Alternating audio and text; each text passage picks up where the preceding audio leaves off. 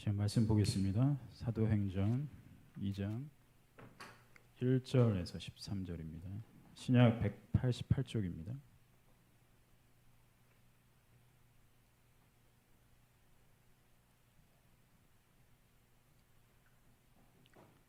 사도행전 2장 1절에서 13절 교독하겠습니다. 오순절 날이 이미 이르매 그들이 다 같이 한 곳에 모였더니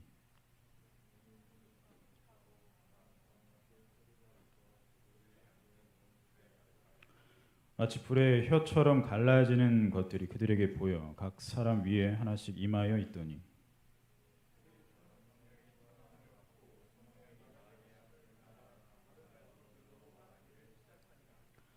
그때 경건한 유대인들이 천하 각국으로부터 와서 예루살렘에 머물러 있더니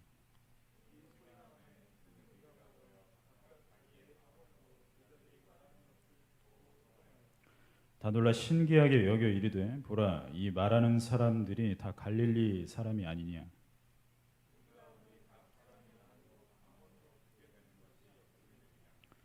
우리는 바데인과 메데인과 엘람인과 또 메소포타미아, 유대와 갑바도기아, 본도와 아시아,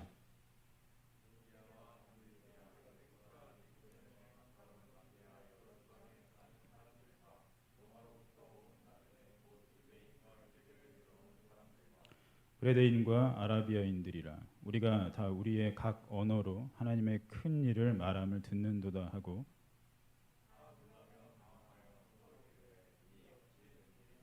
함께 또 어떤 이들은 조롱하여 이르되 그들이 새 술에 취하였다 하더라. 아멘. 예수님께서는 제자들에게 이제 하나님의 약속을 기억해서 너희들은 예루살렘을 떠나지 말고 모여 있으라고 말씀하셨죠. 자, 그래서 제자들은 말씀에 순종해서 이제 날마다 함께 모였던 것으로 보입니다. 자, 그리고 이제 드디어 이제 D-Day가 된 거죠. 물론 제자들은 오늘이 D-Day인지는 알지 못하죠. 그저 모이라 명하셨기 때문에 모여서 기다리면서 기도하며 찬송했을 겁니다. 자, 예수님께서 언제 성령의 권능을 너에게 주시겠다고 말씀하시지 않았기 때문에 무작정 기다리고 했던 거죠.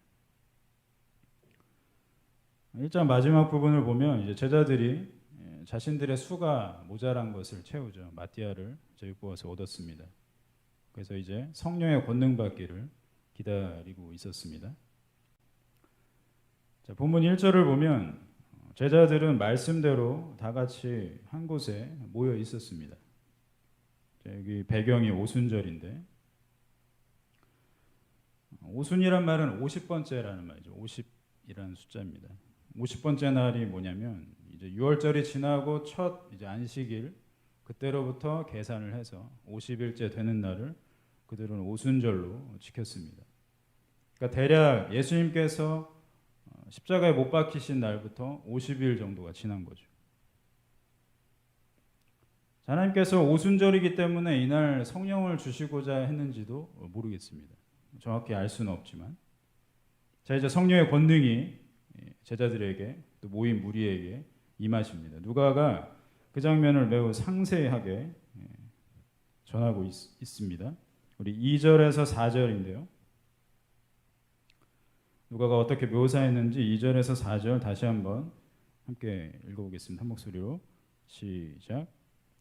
호련히 하늘로부터 급하고 강한 바람 같은 소리가 있어 그들이 앉은 온 집에 가득하며 마치 불의 혀처럼 갈라지는 것들이 그들에게 보여 각 사람 위에 하나씩 임하여 있더니 그들이 다 성령의 충만함을 받고 성령이 말하게 하심을 따라 다른 언어들로 말하기를 시작하니라. 자, 이 장면은 이성의 눈으로 본다면 매우 합리적으로 이해하기 힘든 그런 현상이 벌어지고 있죠. 여기서는 대략 세 가지의 현상이 목격이 됐습니다. 먼저 2절에는 바람이 등장합니다. 바람 같은 급하고 강한 바람 같은 소리가 있었다라고 누가가 얘기하고 있습니다. 구약에서는 바람과 성령은 매우 밀접한 관계가 있는 걸로 소개합니다. 바람이라는 단어와 성령이라는 단어가 같은 단어예요. 또 바람은 때때로 호흡과 관련된서 등장합니다. 자, 에스겔 37장 9절을 보면 바람 그리고 호흡 그리고 성령 이 세 가지가 한 절에 같이 등장합니다. 에스겔 37장 9절 말씀입니다. 제가 읽어드리겠습니다. 또 내게 이르시되 인자야 너는 생기를 향하여 대언하라. 생기에게 대언하여 이르기를 주 여호와께서 이같이 말씀하시기를 생기야 사방에서부터 와서 이 죽음을 당한 자에게 불어서 살아나게 하라 하셨다. 하라. 자, 여기 나오는 생기 이 단어가 바로 이 바람이라는 뜻과 관련된 단어입니다. 자, 이 장면은 에스겔이 환상을 봤던 장면인데요. 이제 죽음의 골짜기죠. 죽은 뼈들이 막 널브러져 있습니다. 자, 그곳에 이제 하나님께서 명령하십니다. 어디에? 바람을 향해. 생기야. 생기라는 것이 여기서는 바람인 거죠. 바람들이 불어서 사방에서 불어서 이 죽음의 골짜기에 있는 뼈들을 향해 불어라. 명하십니다. 그랬더니 어떻게 됩니까? 죽은 뼈들이 일어나잖아요. 하나님의 생기가 하나님의 호흡이 죽은 뼈들에 들어가니까 그것들이 살아납니다. 생명이 된 거죠. 자, 이것은 하나님께서 사람을 창조하실 때도 동일하게 등장하죠. 아담을 지으셨을 때 흙으로 사람을 지으신 하나님께서 마지막에 자신의 호흡을 불어 넣어 주시잖아요. 입에. 그러니까 사람이 어떻게 됩니까? 살아 움직이는 생물이 됩니다. 그래서 성경에서는 생명이라고 표현하죠. 이렇게 호흡이라는 것은 또 바람이라는 것은 이 성령과 밀접한 연관이 있다는 거죠. 그 다음 절은 어떻습니까? 3절은 뭐가 등장하죠? 불이 등장하죠. 자, 불의 혀처럼 갈라지는 것들이 모인 각 사람 위에 하나씩 떨어졌다는 거예요. 자, 불 역시도 이 성령과 밀접한 관련이 있습니다. 자, 하나님께서 모세를 처음 만나실 때 어떻게 나타나셨습니까? 떨기나무에 불이 붙잖아요. 자, 모세가 애굽 사람들을 피해서 미디안 광야로 도망쳤을 때 하나님께서 이제 모세에게 처음 나타나십니다. 우리 한번 살펴보겠습니다. 출애굽기 3장 가보죠. 구역 84쪽에 출애굽기 3장 1절부터 6절.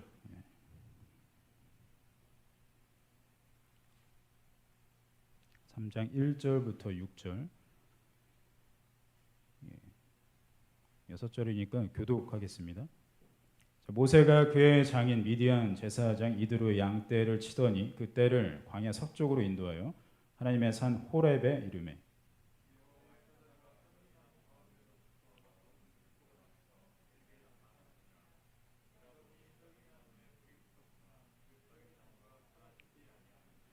이에 모세가 이르되 내가 돌이켜 가서 이 큰 광경을 보리라. 떨기나무가 어찌하여 타지 아니하는고 하니 그때에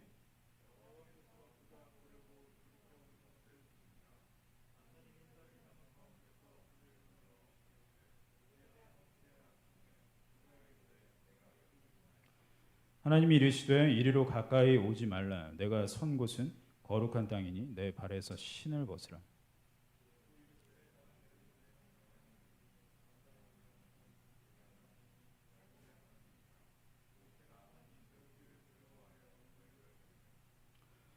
자, 떨기나무에 불이 붙었지만 어떻게 됐다고 합니까? 나무가 타지 않고 멀쩡히 있는 거죠.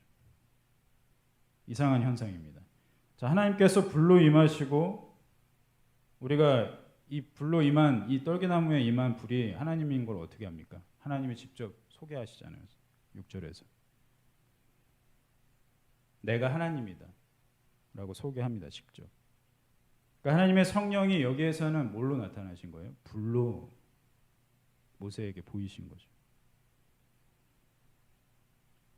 자, 그렇다고 해서 우리는 오해하면 안 됩니다. 바람이고 성령이고 불이고 성령입니까? 그건 아니죠.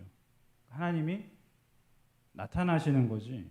그것을 보고 우리는 성령님이 다라고 얘기하진 않는다는 거예요. 자, 하나님께서 왜 이렇게 나타나실까요? 왜 불로 때로는 바람으로 때로는 또 소리로 이렇게 나타나실까요? 하나님은 보이지 않는 분이시죠. 하나님은 영이십니다. 그래서 보이지 않죠. 근데 왜 보이십니까? 사람을 배려하기 위해서. 사람에게 이해되기 쉽게 하기 위해서 자신을 어떤 물질로 상징시켜서 보여주시는 거죠. 성령께서는 그렇게 일하십니다. 때로는 보이는 것으로, 때로는 들리는 것으로 이렇게 일하시는 거죠.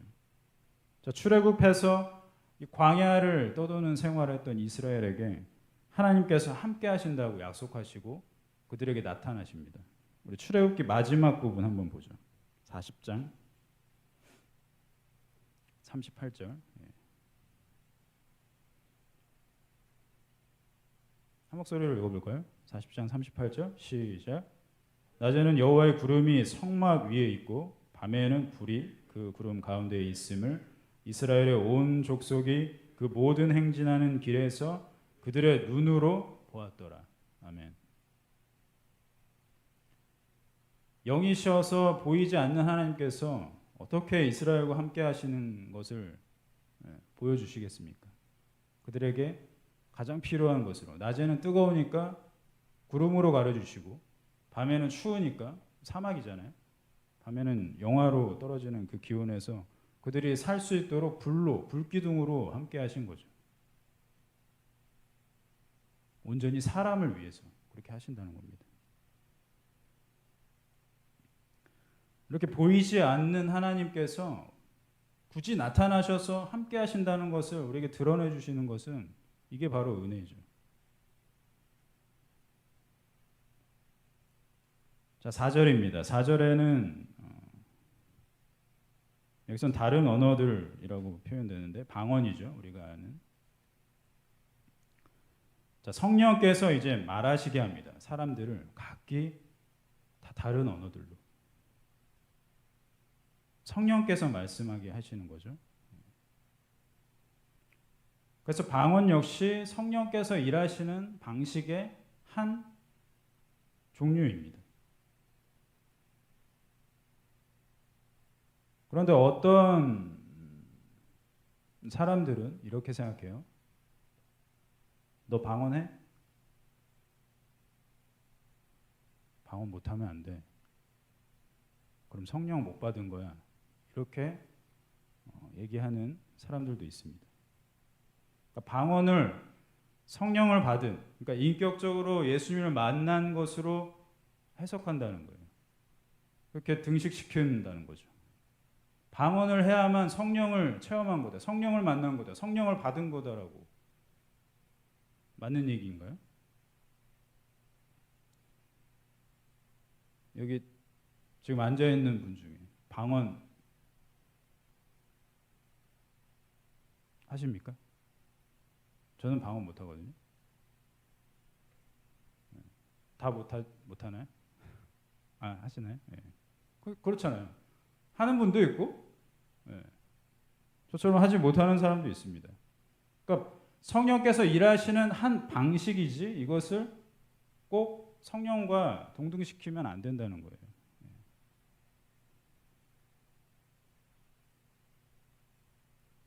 자, 성령의 권능이 나타났습니다. 자, 이것에 대한 이제 반응들이 보입니다.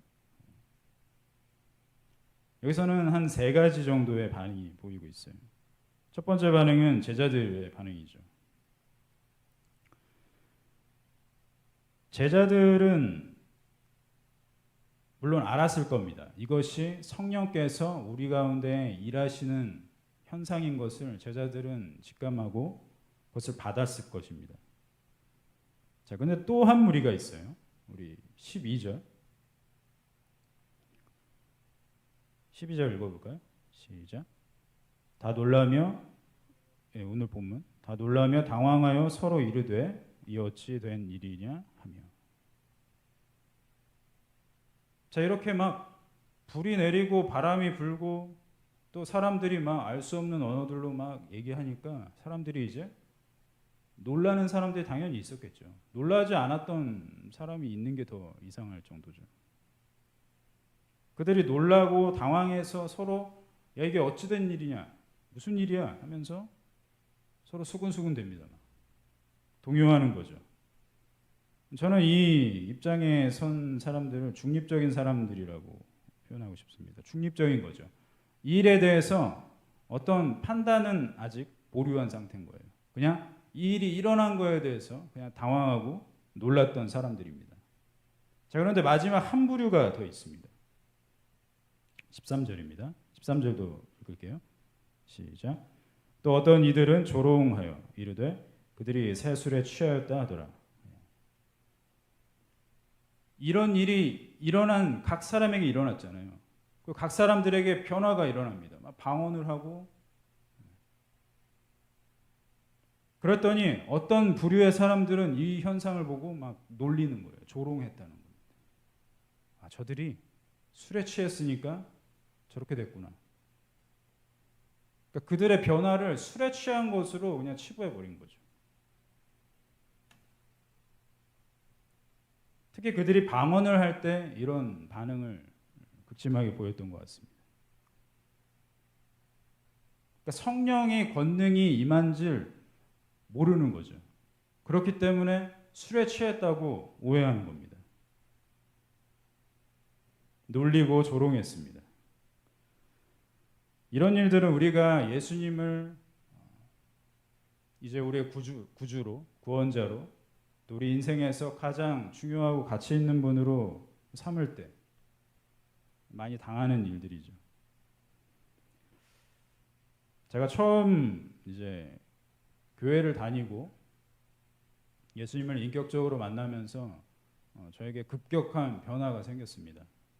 이제는 이전의 삶을 청산하고 정말 예수님 믿는, 예수님을 쫓아다니는 제자로 살아야겠다라고 생각했어요. 그때까지 저는 친구 집에서 같이 살았습니다. 정확히는 얹혀 산 거죠. 친구 집에서 고등학교 3학년을 다녔어요. 친구랑 같이 살았습니다. 제가 20살에 이제 고등학교 졸업하고 20살에 처음 이제 교회를 나가기 시작했는데 그때 이제 변화가 생긴 거죠. 제가 이제 예수님 믿게 되니까. 그래서 그 친구에게 얘기했습니다. 야, 나는 이제 교회 다닐 거야. 교회 다닐 거야 했더니 그 친구가 어떻게 반응했을까요? 엄청 욕을 먹었습니다. 야, 네 같은 놈이 무슨 교회냐? 너 같은 놈이 무슨 교회 갈 자격이 있냐? 조롱을 당했습니다. 여기서 담지 못할 욕들이 막 난무했어요.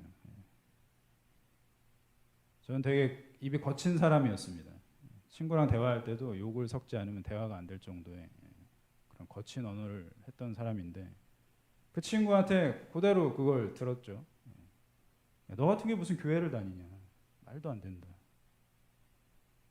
그때 이제 생각했습니다. 이 친구랑은 이제 더 이상 같이 살 수 없겠구나. 그래서 친구랑 이제 결별을 하고 독립을 했어요. 자, 조롱당하는 것은 그리스도인으로 살기로 결심할 때 생기는 당연한 수순인 것 같아요.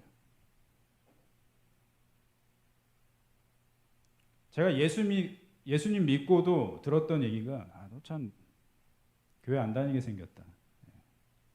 제가 예전에는 좀 자유분방한 시절이 있어서 머리가 막 길었었어요. 등허리까지 왔었습니다. 머리를 길고 약간 히피족처럼 수염도 막 기르고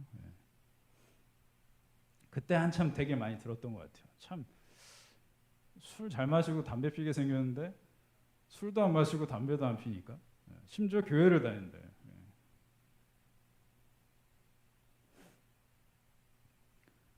예수님을 믿지 않는 친구 또 혹은 가족 아니면 직장 동료, 학교 친구들 그런 말을 들어본 경험이 있을 거예요. 무슨 교회냐 너 같은 사람이. 조롱받는 거죠. 그러나 그런 주변의 반응은 중요하지 않습니다. 중요한 건 뭔가요? 자신에게 일어난 변화. 예수님을 인격적으로 만나면서 이 사도행전의 언어로 하면 성령의 권능을 받으면서 생겨난 이 변화가 중요한 거죠. 내가 성령의 충만함을 받았는가? 그 안에 살고 있는가? 이것이 중요한 거죠.